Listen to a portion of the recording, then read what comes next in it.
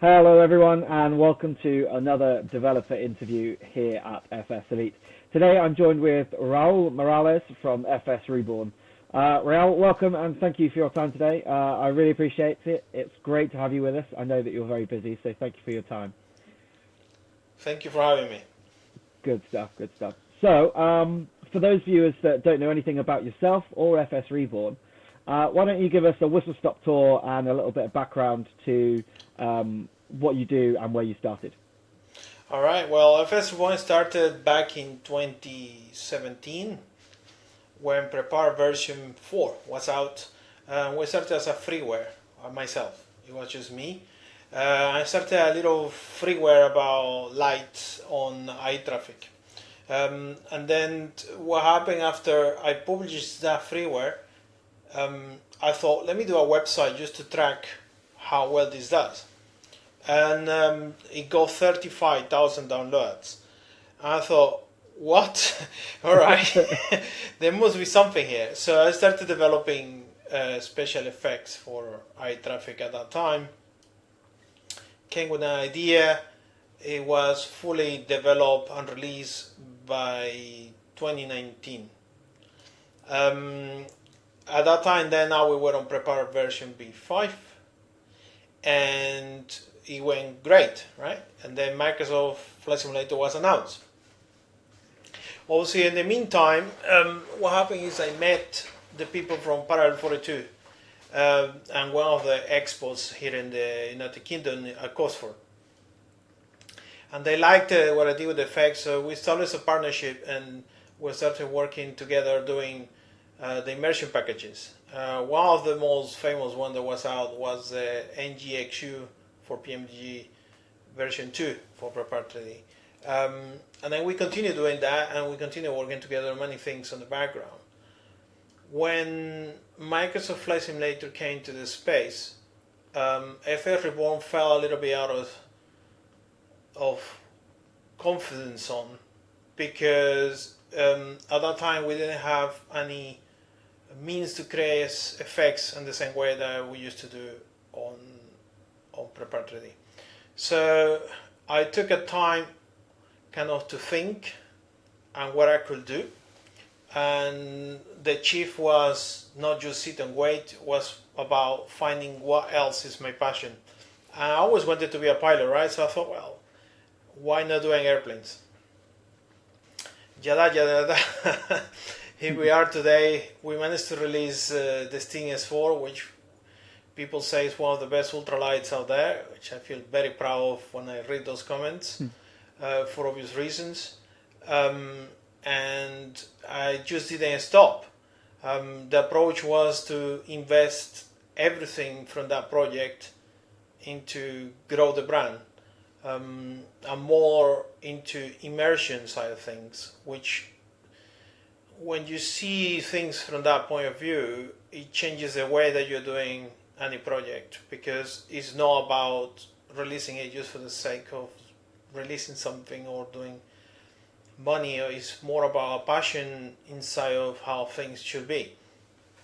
So under that scheme, everything that FSReborn has a capital was invested 100% into finding ways to create all those airplanes that I love from the bottom of my heart, that if I could afford them, I will buy them real life.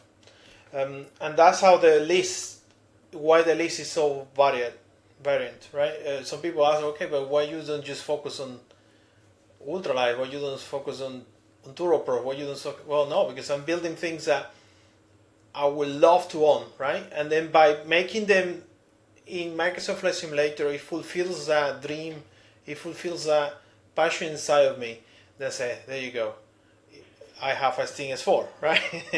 There you go, I have a Piper M500, it's mine. I can go in the Microsoft Flight Simulator, get inside and fly my Piper, right?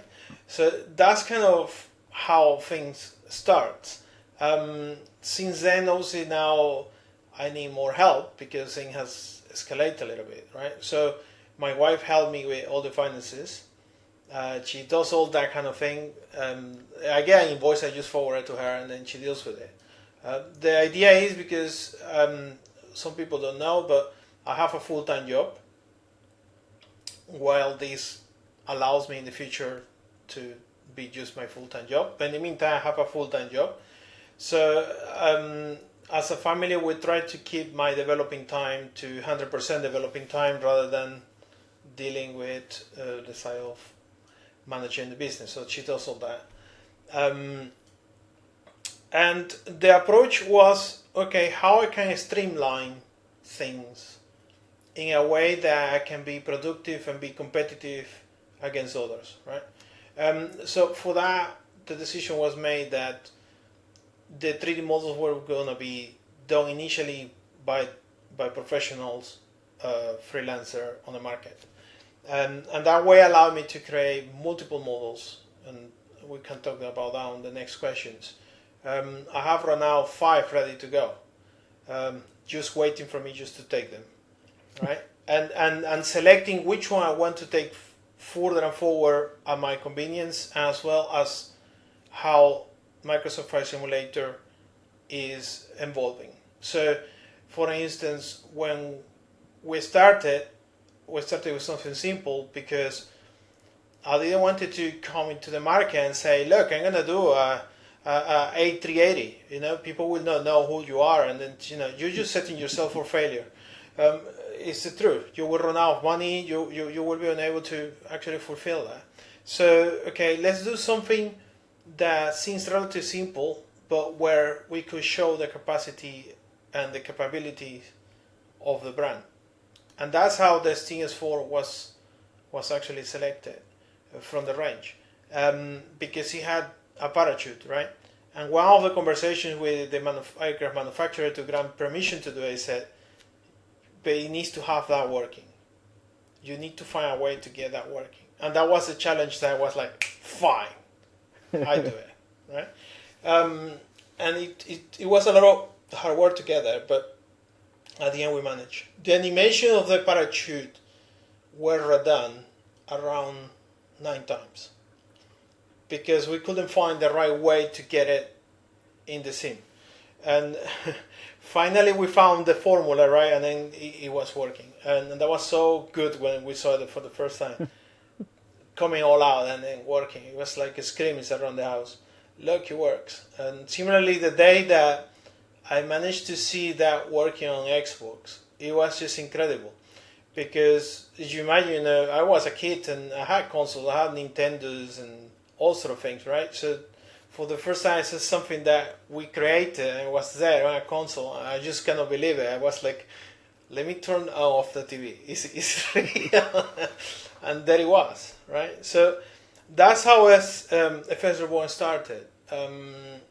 And as part of that journey, I feel like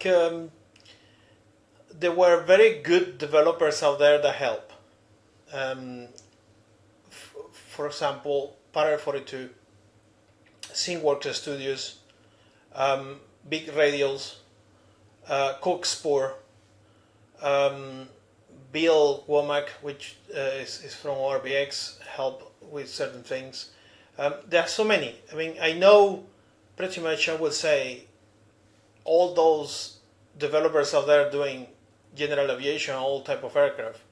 And we were helping each other to kind of make ourselves aware of how to do certain things on Microsoft Flight Simulator. People need to understand that this has been a powerful platform, but it has been changing so fast that it's very difficult to keep the pace sometimes. And the documentation how to do things is being built as we're building the airplane, right? So it's not like you go one day there in the morning and you say, okay, this is the steps to do a parachute. You have no idea how you're going to do it, really, right? So you're just making designs in a way to be able to achieve certain goals, right?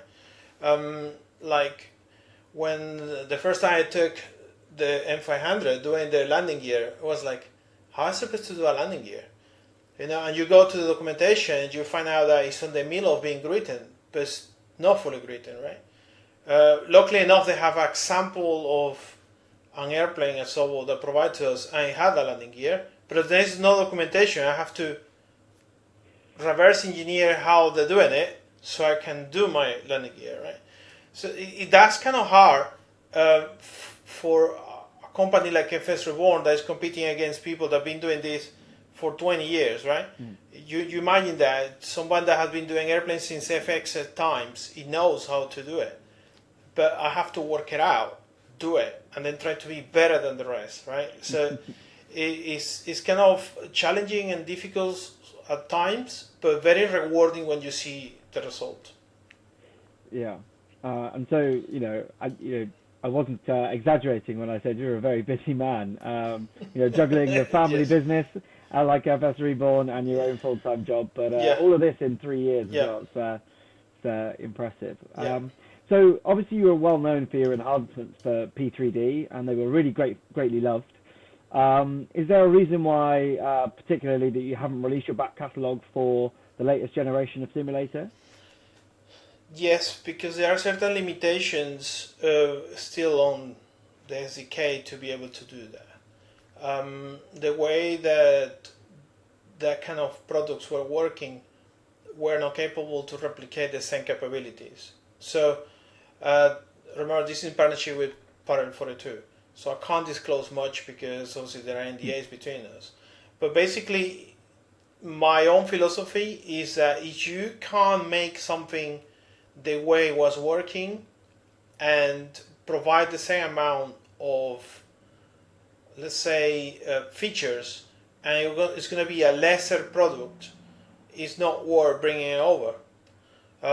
Either you make something that is better, or at least the very same. You can't just try to, to port something over and then have it not working the way it's supposed to.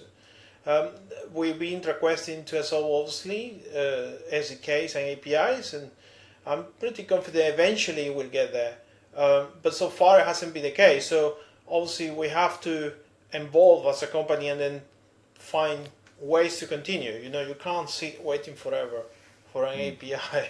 You have to find something to do, right? And that's exactly what both companies have been doing. Yeah, and it's this natural progression is really great, but it's really probably quite hard for your past customers to have loved a product that works so well in P3D and just kind of yearn for it in the latest simulator. But like I say, you mentioned that you've made this progression into aircraft now. You've got lots on the back burner or in production at the moment. But the Sting S4, like I say, it's an ultralight with a parachute recovery system.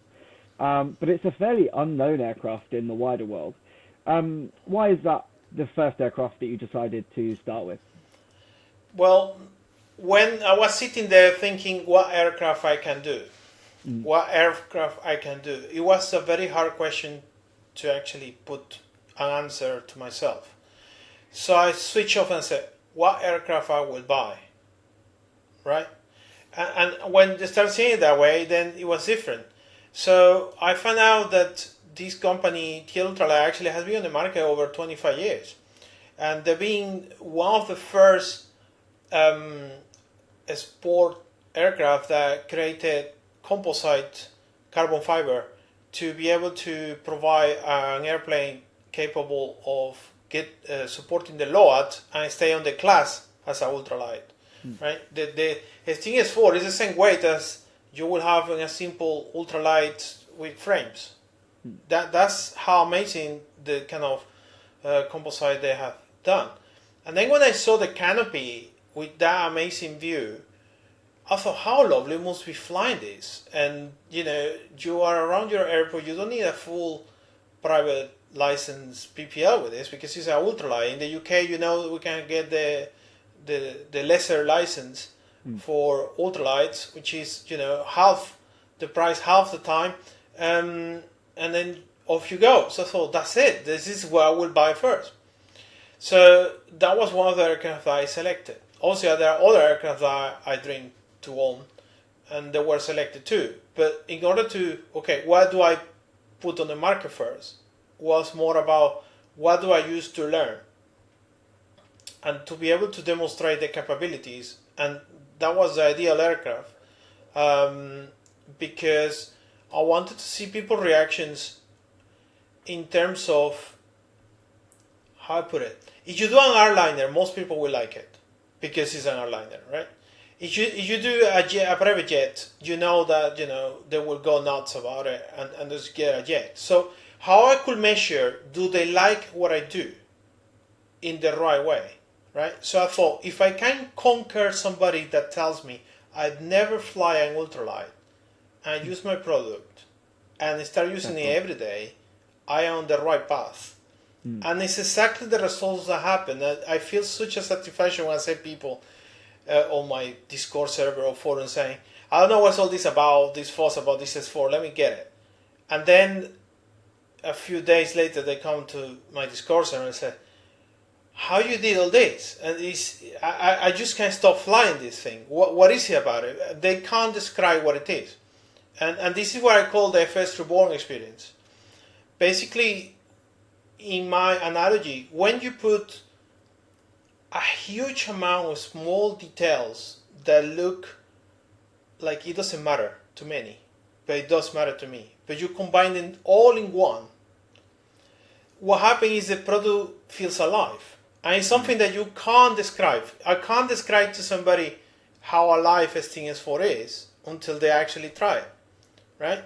And that kind of reaction was just amazing to have. And then I knew I'm on the right path. This is it. This is the way, right? The passion that I have for this product is what's going to bring all the people that we need to support and then continue doing more. On the first payment from Microsoft, I took the money and told the freelancer, fine, look, now you have this project, this project, this project, this project. And he was over the moon, obviously, because he knew that it was going to have a job for many years, right? And that's why STS4 was selected. I wanted to show the capabilities. If I was able to put a working parachute into the platform and nobody has done it, and if I was able to put things that nobody else was done so far, for example, people don't know, but if you land very hard an airplane, the tires blow up. Mm-hmm. And that is actually simulated perfectly, and you can see the 3D animation of the tire actually blow up, right? And that's little details everywhere, and the idea is that I like people discover them on a day-to-day basis. Like something that happened on the M500 the other day for one of the testers. It had a failure, and he thought it was a bug. He put it as a bug, and I said, did you check the circuit breaker didn't jump? And he started laughing. Oh, you bastard. Yes, that's what it is. So he just started laughing because he realized that that's something that just missed a little detail. I didn't know he was doing that. I said, oh, that's a surprise for you to discover. So that kind of thing is what I was looking for. So it was just the ideal first candidate, let's say. Yeah, and actually, if you think about it, in terms of learning not just how to develop an aircraft for a flight simulator, but where you'd likely start in your flying career, and looking at some of the aircraft that you've got coming is very similar on that kind of program or trajectory. As you start lightweight and you progressively get heavier, and obviously we've got some other aircraft to talk about. But you alluded to it right at the beginning. But what is it like having an aircraft on a platform like Xbox?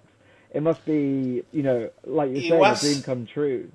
It was challenging in my case because with as my beta testers and alpha testers called me, you are a nut job. So with the nut job things I did, we were relying basically on some technology called WASM. The reason that we rely on the technology is because it allows to write complex simulations of things, right? So the STS4, for example, have 3 different flight models embedded inside. One is the base flight model that comes from the Microsoft Flight Simulator, which have now all the advanced physics and prop physics and things that they were provided. The second flight model obviously is the parachute, right? Because when you pull the lever, something has to happen, and then at that time, imagine I started developing this product when it was SUV6. So what was there available to make something float down? Nothing. The Pelican came out from Microsoft way when I had all that done. And the third one is ground physics, because being an ultralight, one of the problems that it has is it was affected by crosswinds heavily. So I have to put certain things there. So you can't do that with the base SDK. I have to build it up. So to build that up, I write most of this on C++ in a way that maintains the performance. So because the Neo Wasm, I don't know if you recall, but PMDG had an issue as well with Wasm, and they weren't able to reach Xbox. Microsoft was aware, and we were in a sitting game to see when this was going to be possible. So I was sad I could not put it on the Xbox initially, because a lot of people on the PC loved it, and I keep getting constantly daily people asking me, when is it coming for Expo? When is it coming for Expo?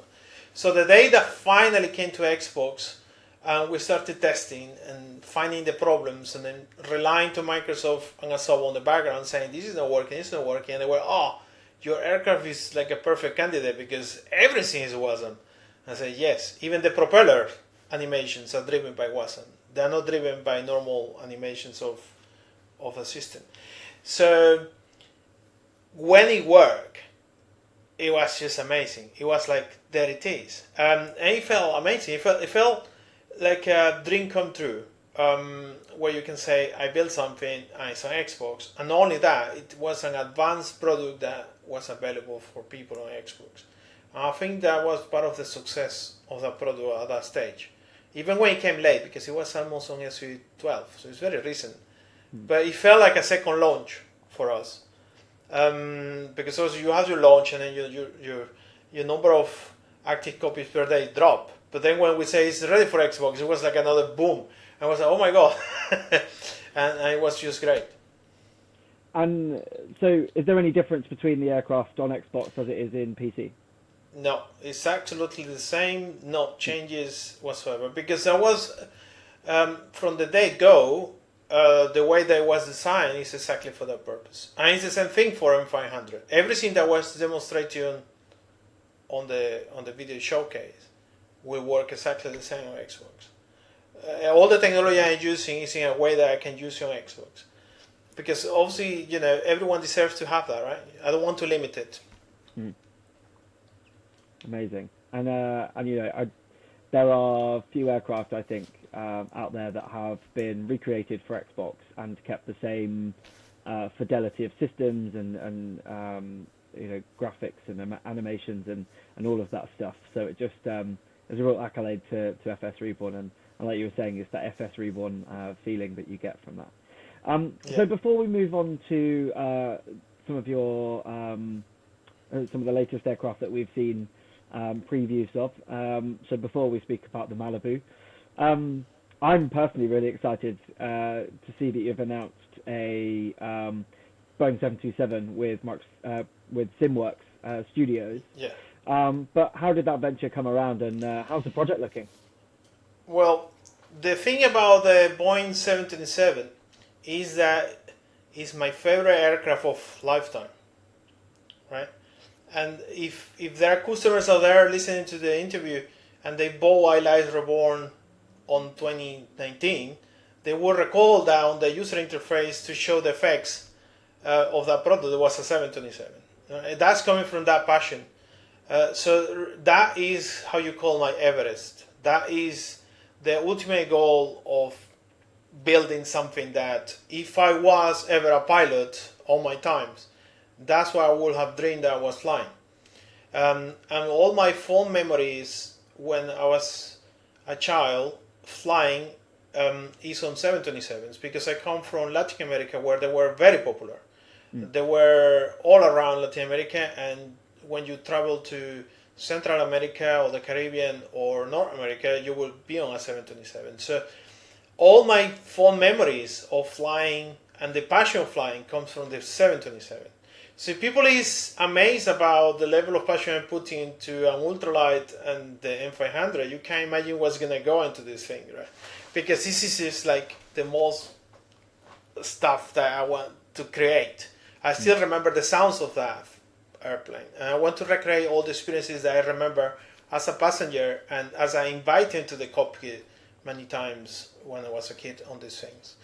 So, as I mentioned before, Alex from ThinkWorks Studio is a dear friend, really, because when I get stuck into things, I ask him for advice.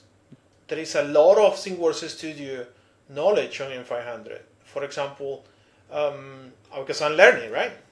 So I'd say, Alex, how you even build this table? And then he will go and explain it to me, right? So we're close. And then when he gets stuck with other things and I can help, obviously I help. But it's most of the time him helping me. So he knew about the Boeing 727. And one morning he texted me and he said, I have a 3D artist that wants to work on a 727. I said, all right. So, okay, let's talk. So I talked to him and he asked me, how do you feel about a Boeing 727? I explained all this. And he felt the passion so strong about it that I said, okay, I will walk away, don't worry. I said, oh, thank you very much, Alex. But then a month later, I was going through the motion and I thought, why walking away? What I need is to ask him to do it with me, right? Because I admire ThinkWorks Studios and Alex particularly a lot on his methodology of working. He's very methodic and he is attention to detail on flight models is something that is incredible. So then I told him, and he was like, well, I was prepared to let you have it by your own, but if you want to invite me to the party, I joined. And that's how the entire idea became. I thought it was much better to actually work together because, as I said earlier, it's not an economical goal for me, it's a dream, right? So when I saw it from that point of view, it will be much better if it's done by two recognized third-party developers that just one. And then it was a no-brainer. It was, no, I have to do it with him. And that's what happened. And then since that day onwards, I send him a picture of a 727 every morning. It's like a routine. Every morning I send him a picture of a 727. And the days that I forget, he goes, you don't love me anymore. And I say, why? What's going on? You forgot to send me the picture of the 727. Oh, yes, right here. So I'm very excited about it. We don't have anything to say at the moment because we're just going to start the 3D works. Obviously, he has projects that he needs to get out of the way. He's amazing PC-12, which looks incredible. You guys are going to love that. And others. Obviously, me with the M500. And the idea is that I need to use M500 to fund the project of 727. Right? Because I'm reinvesting everything, as I explained. So that's going to happen. With M500 is going to be the money for the 727. So we're just waiting for M500 to be on sale to sign up all the 3D artists and start. We do have a nice timeline, which is reasonable. We don't want to say anything about that because he knows I'm a nutcase, and he's wise man. He's telling me, yes, he's telling me, I know you're gonna get nuts with this thing. So he's drafting a contract with clauses in there just to be sure that we don't spill too far. But at the same time, I think he's very excited like me because I know that his team is gonna build a very accurate flight model of that. At the same time, I'm going to put all the creativity of things I do into it, right? So that's kind of the project that's going to be. We do have access to a 727, and it's one of the ones that still fly today. So people is aware because that's something that we define.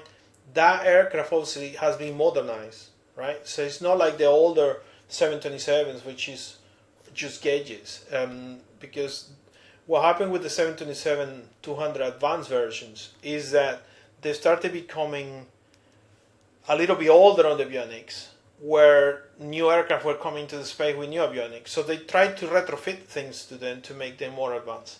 So one of the things that they did is they put flight FMS actually into this aircraft, and they retrofit it onto pilot. So now these airplanes have actually It's very similar to the 737, the FMS that they have, but it's an older version. So it's not fully capable of the same kind of thing, but it is quite modern, and it have a map, and it can follow the magenta line and fly everything except VNAV.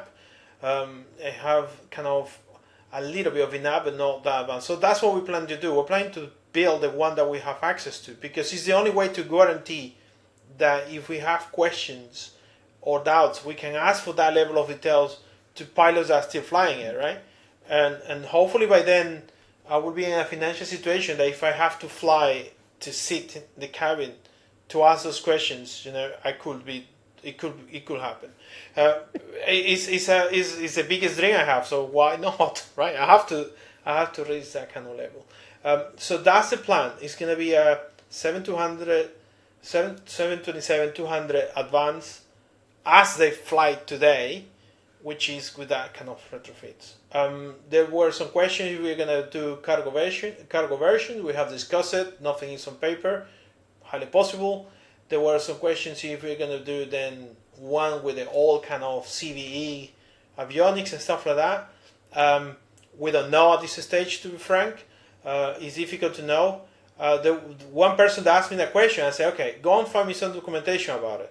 And he went and came back and said, I can't find anything. How come that this stuff has disappeared? I said, now you understand what we need to build, what we have access to.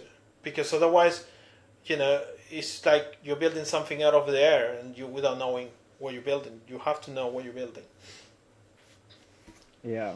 And that's one of the aircraft that every time I see a static one in a museum, or a couple of years ago at Farnborough Air Show, the oil spill 727 was there as well. It's just such an incredible aircraft, and you're right about the sound. Yeah. It's just one of those things that you can hear it. It's and unique. 727, It's unique. You know it. You know it when it's taxiing. Oh, that's a 727. You know when it's landing or takeoff. That's a 727 too.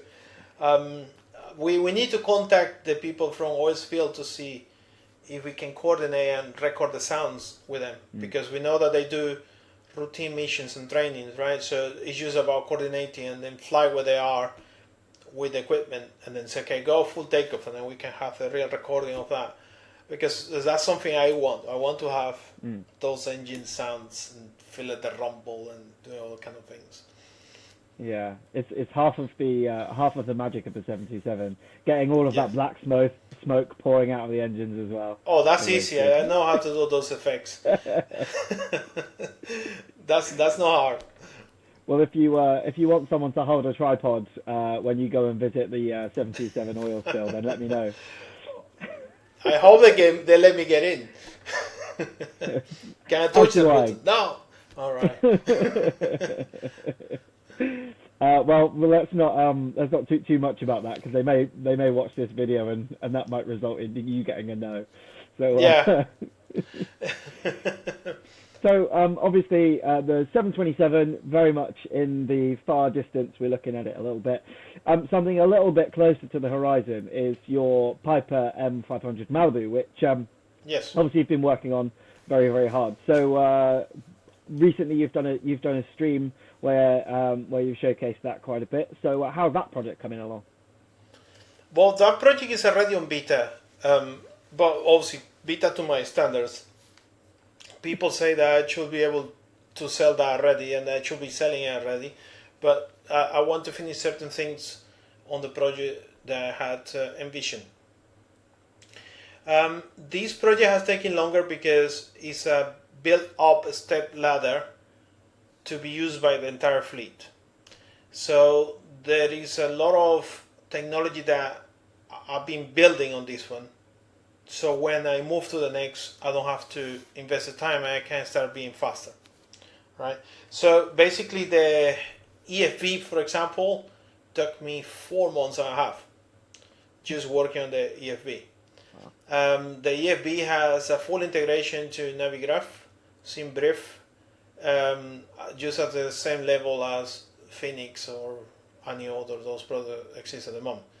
And people were telling me, why on earth are you doing all that for a general aviation aircraft? I said, well, yeah, but the general aviation aircraft can fly 28,000 feet and is fully EFR capable.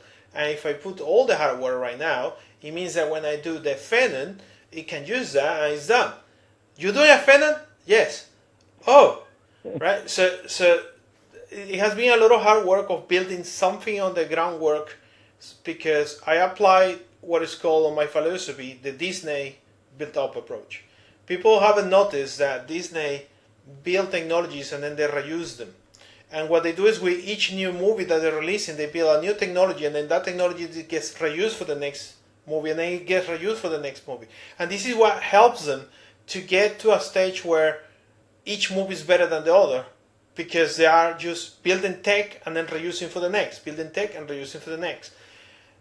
Because the only time I have to work on things obviously is at night. I start normally at 9 p.m. and I finish around 3-4 a.m. and then I have to go to work at 8. So I can't afford losing time.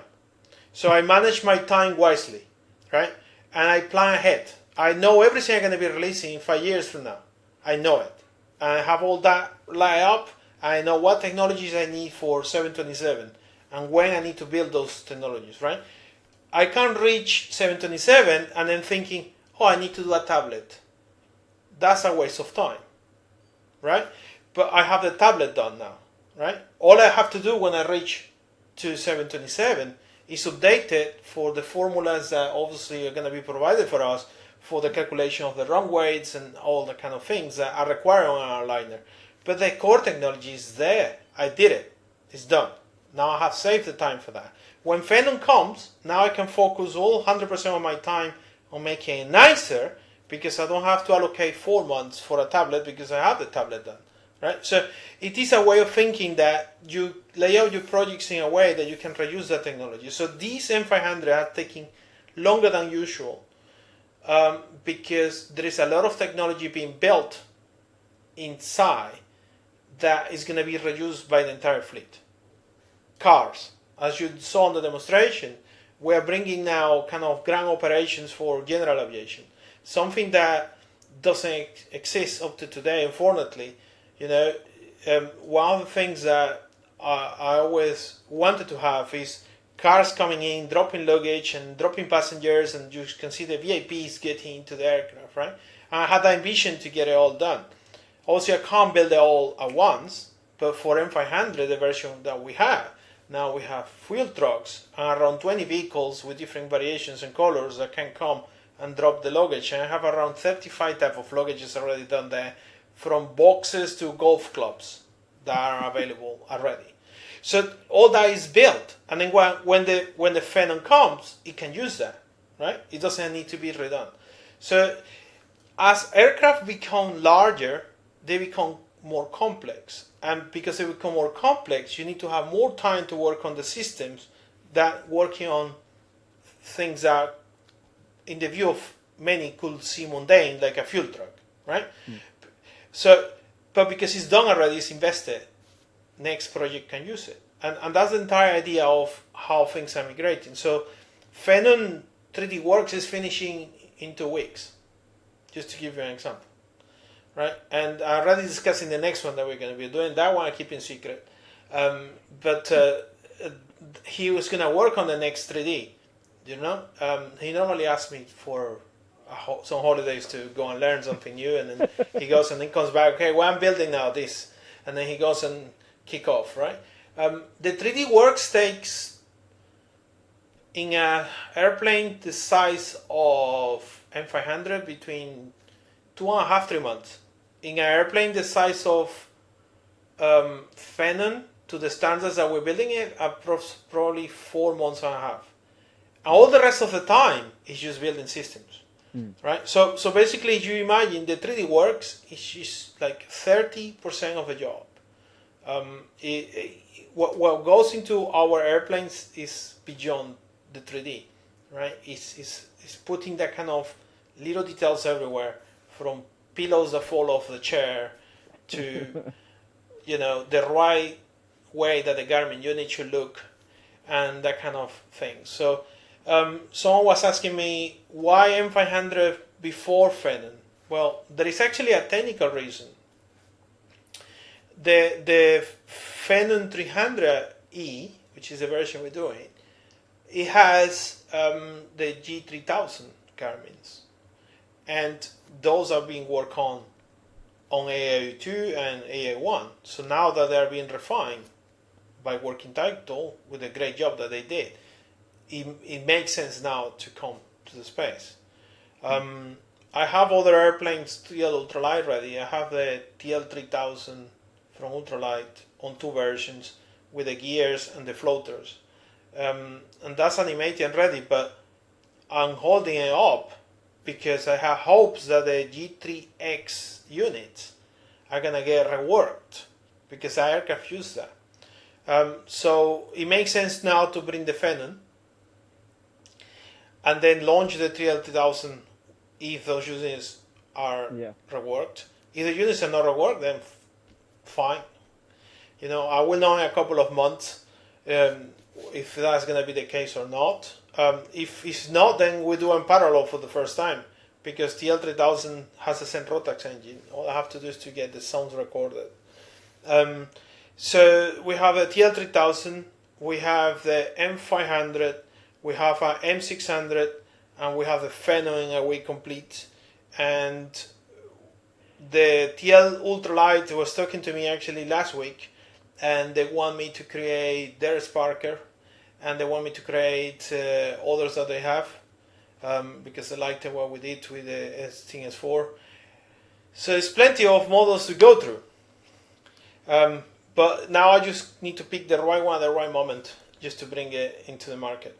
Phenom is going to be the next that I'm going to work on because the G3000 is now with all the plugins ready, so I can build the system as they are on the real airplane. And it looks stunning. You just see the thing now when the 3D rendering is there, and it's just, you can't avoid saying, oh, I want to fly that. And that's what I want to do. I want to fly that now. Yeah. I mean, I would ask when do you sleep, but you clearly don't. Getting to bed at 4 a.m. and up at 8 a.m. Yeah, so, that happens normally when I'm on the last stretch of things. After M500 is done, I'm gonna take a period obviously of recess, recharge, and then I don't go that late. I go probably at 1 instead of that late. But when you start getting closer, you want to finish off, and that's what we are. So we are in what I call the crunch time. So you just, it's just the problem for me is I have to compete with developers that are able to do 8 hours a day or more, right? So I have to find those hours somehow. So I do it over the weekends and etc. etc. So hopefully you'll get a 10-hour slot free of distraction when you fly over to Houston from the UK. You guys are holding a booth. It's booth W303, if I'm not mistaken. Yes. What can we see at your booth when we come and say hello to you? I am very upfront of the projects we're doing, so it's not surprising really to show. But what we're gonna have there is all the pictures of M500, videos, and all the pictures of Phenom and the videos of it in there, and all the projects that we have in there, so people can have a look, a closer look in there. I'm more going because I want people to meet me, come and say hello, talk to me about what they're passionate about. It's very important for developers to have that connection with the customers. I don't want to become a developer that you are envisioned and you cannot get yourself locked up on your own vision without understanding at the same time what other people actually are envisioning for the products that they want to use or they might want. So I always try to keep myself engaged in communities, different servers and Discords, mostly where the streamers are, so I can kind of gather what people, how people feel about certain things, how people like things to operate, how they operate things. It gives you kind of an envision that is invaluable, right? Because feedback is the best thing that you can have from customers. If you are doing your products and you're not listening to the feedback, when someone says, well, actually I would like a button to be here because most of the time I'm clicking on the left instead of the right, and then you ignore them, you are pushing your customers away. They are telling you this just because they love your product and they want it better, right? So I try to keep myself bound to ground. I don't want to get myself too high on the clouds, so to speak. And this is how I do it. I control myself this way. Stay in touch. I want people as well to understand that I'm human. I'm not a robot. And just because I'm a third-party developer doesn't mean that I'm different from you or anybody else. I'm just somebody with a passion for something and putting the job into it. But by getting in touch with the community, you learn a lot. And there is a lot of that on M500. And that's why it has the reactions that was on the streams. Because although I have an overall plan, those details are based on what I see, what people like to do, and what people like from airplane A, what people like from airplane B, what people don't like about product A, what people don't like about product X. The cars is a particular example. We're still perfectioning the algorithm because it can go wrong in certain parking spots, depending on circumstances. But it's working 90% right now on any airport, any parking spot. And the objective was to build something that you don't have to configure every day, right? I didn't want the people to have to go into the product and say, well, for this parking spot, I need to tell you that you should park here, you should park that. You understand, right? So I wanted something that just go and work. Does it work all the time? No. But look, it's version 1, right? we're gonna make it better, and as people will come with feedback and say, on this airport, on this parking spot doesn't work, and we'll go and have a look. Oh, okay, and you start feeding your algorithm, and you make it better, right? That's the feedback. But now they have something that they don't need to worry about and works on Xbox. They just click, bring me my fuel truck, and the fuel truck comes and connect all the hoses on the right places, and that kind of thing. It was very challenging because you have to move the truck and make it park in the same equivalent spot with a reference no more than 5 to 8 centimeters of accuracy, right? And that is extremely difficult at the moment. But we manage with 90% of the cases, and that is just a result to me. Right, the cars is less. The other cars, passengers, is less difficult because you don't need the accuracy to connect hoses. There was someone that made a comment saying, "Oh, but you don't have a static line." I built it. I wanted to put the static line on the front gear, but because you have that 5 centimeters accuracy that you can't achieve all the time, you end up with a misalignment of that cable, and then it looks wrong. So for now, it's out. I'm coming with other ideas when I come back from the Expo to see if I can make it work.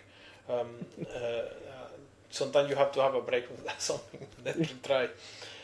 So that's kind of the aim for me, is to actually, I want to talk to people. I want people to come and talk to me and tell me the stuff that they dream. Because that way you learn. And you learn what is required. This is why when you go into the M500 and you click a button that says import from SimBrief, it puts it directly into the G1000, because automatically in less than a second that happens. And something that beta tester said, this is a game changer. Why I did that? Because I read forums, right? I like more the G3000 because it's touchscreen and it's easy to use. I don't have to fiddle with the dials for my flight plan, right? Okay, well now you don't have to. You click import from SimBrief, done. So this is the feedback that you will never get if I stay on my cave and never come out, right? So you have to be out there and then meet with there. So people that come to visit my booth will be able to see exclusive pictures of Phenom that are going to be only there. After the FSReborn, we will go quiet on it, like we did with the M500, and just work and just get it out as soon as we can with the quality that M500 has. But I think this one is going to be even more. The artists now that have been working with me for all these years now understand what it is the objective, and he's now going even the extra mile with the Phenom. I'm even shocked with the stuff that he has done. He sent me today the textures of a toilet, and it's just like, okay, there you go, right? Even that has been done absolutely perfect, and that's kind of the thing that you guys can expect from FSReborn in the future. Amazing. So is there anything you're excited about seeing at Expo, apart from the people that are going to come across to your booth? Yes, I want to talk to Jork and Sebastian face to face to ask for more power on the SDK so I can build even more powerful things. Just to give example, I wanted to simulate epoxy, and I found barriers that prevent me from doing that. I want to simulate things like landing gears failures, but in a way that sometimes one gets stuck and the other ones come down, so you get one stuck. So you could practice that. You land on the one that's working to release the second one, right? And that can't be done right now. I have so many ideas that I want to do, and there are certain things that can be done. So it's about trying to find ways that when I express those ideas, so they can see why those ideas are being asked. I understand they have priorities, also as we heard on the news, and things like that, but then I want them to understand as well there are certain things that we, as developer, we have to do. It's not an option of it will be nice to do. I want them to understand face to face, no, we have to do it because the licensing of Piper demands me that I do this. And if I don't have it, I cannot do it. So it means that my license is an infringement, or I have to go into a fight for months and months and months with them so they understand why I cannot do it, right? That kind of relationship with Microsoft can only be achieved face to face. And that's one of the objectives of me as well going to FSElite. They understand those things. I can't put on a forum what Piper is telling me because I have NDAs with Piper. I can't put on a forum what TL Ultralight has told me in the past.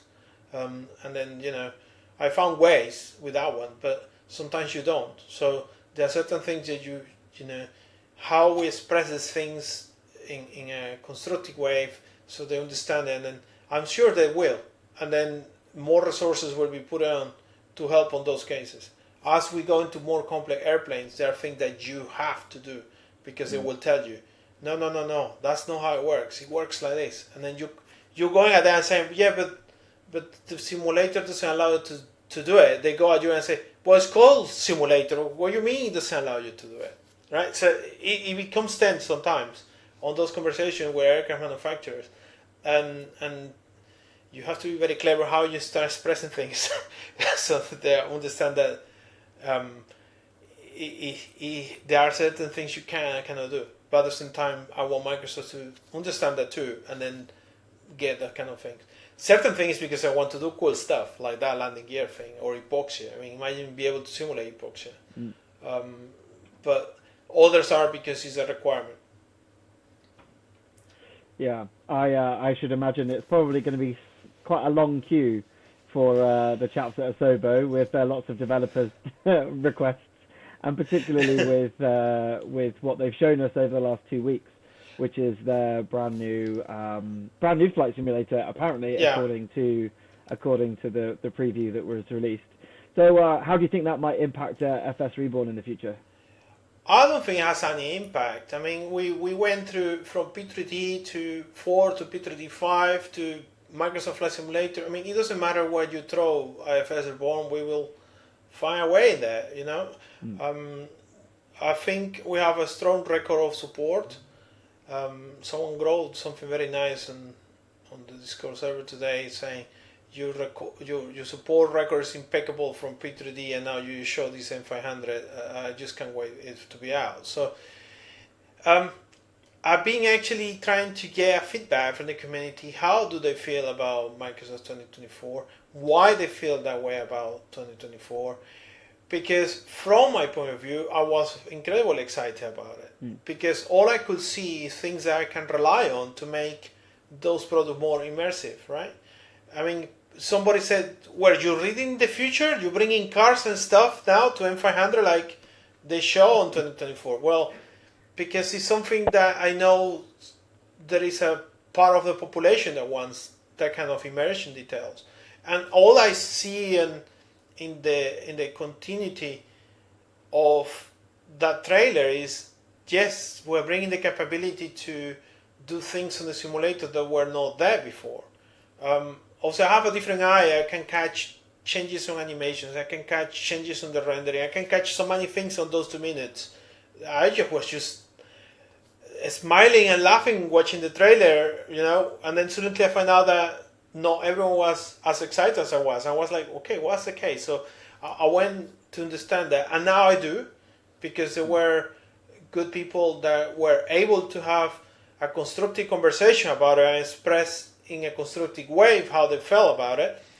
And my plan is to pass those concerns, if I can, to Microsoft so they can address them. But from the point of view of FSReborn, this is just bringing more immersive experience, right? And as you see, our website says a new level of immersion experience. That's all I am about, right?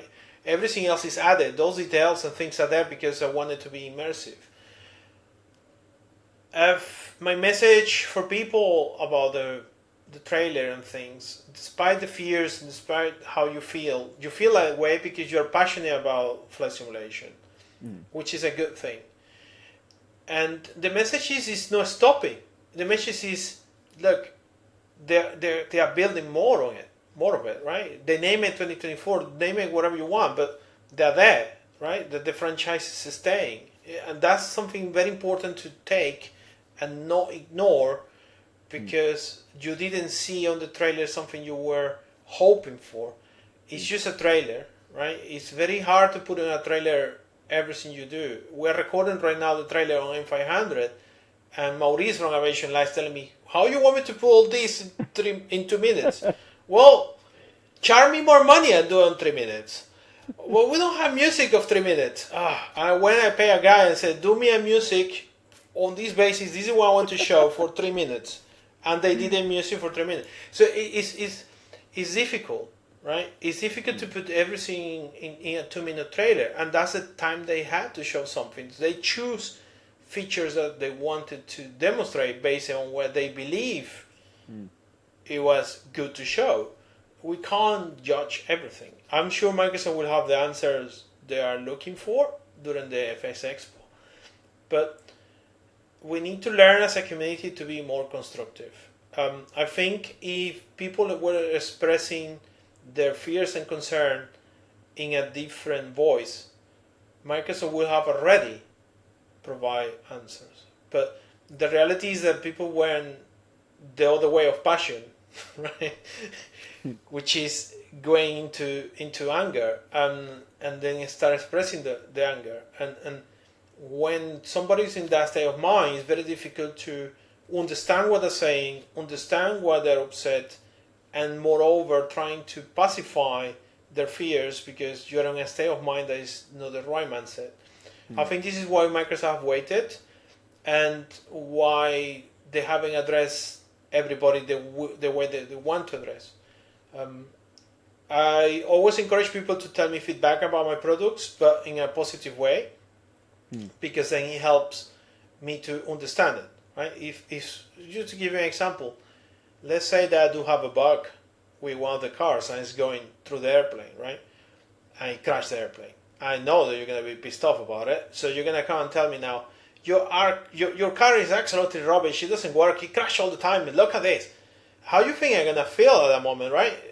Okay, I have to kind of put my dragon skin on top to try to take and then try to get the information out of you to tell me on which airport and how that happened, right? And then instead you're going to go, it happens everywhere, because you're upset, right?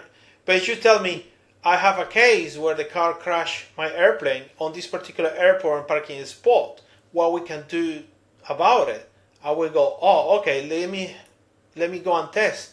Yes, I found out what it is. Okay, on the next update we can release something. Or if I find out that it's something else, I can explain to you what it was. The issue is because this particular airport, the taxi point is on wrong, and now we can't do anything about it, unfortunately. But there is always a solution.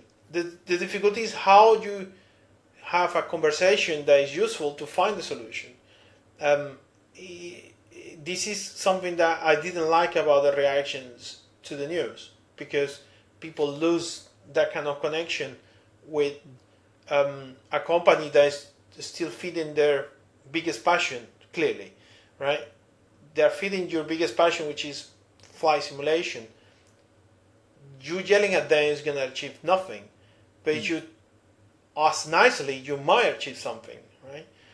Even if you are disappointed or something, you think it this way. If you order some food at a restaurant and they bring you the grown food, and you yell at the waitress and you yell at the manager and you yell at the chef, I doubt very much you're going to get the food you wanted.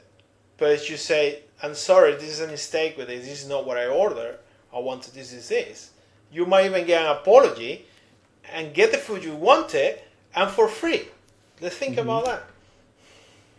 Yeah, I think we always forget that there's always humans behind projects like this, because it's it's digital, right? So my final question for you: what does the future hold for FSReborn? Obviously, we've talked about your latest projects, your next projects, hopefully a 727 before 5 years. But what's the future look like for you? Well, my hope is that we can release at least 10 aircraft, and you heard about 5 today. So is slots there, and on that set, by the time 727 is out, I will have fulfilled my dreams of the ones that I personally would love to own. So we're gonna reach a stage where I'm gonna start asking the community what is it that they feel up to date X hasn't been done the way they wish should be done, and then put kind of a vote system in our server and say, okay, we have these 3 candidates, which one you guys will feel like it, right? I want to build a community large enough where we can have that kind of project decision making as a group. I have fulfilled all the ones that I wanted to do. Yes, great. Which one you guys now would like to have? And then kind of go into a majority of votes then and say, okay, we're going to then build this one. I think that will take things to even a bigger level, because if you're following the votes, it means that most of them want to have it, number one. Number two, they will have reference about the aircraft everywhere, right? It happens. I mean, I get contacted by so many people about the Fenton now giving me manuals and all sort of things. It's amazing.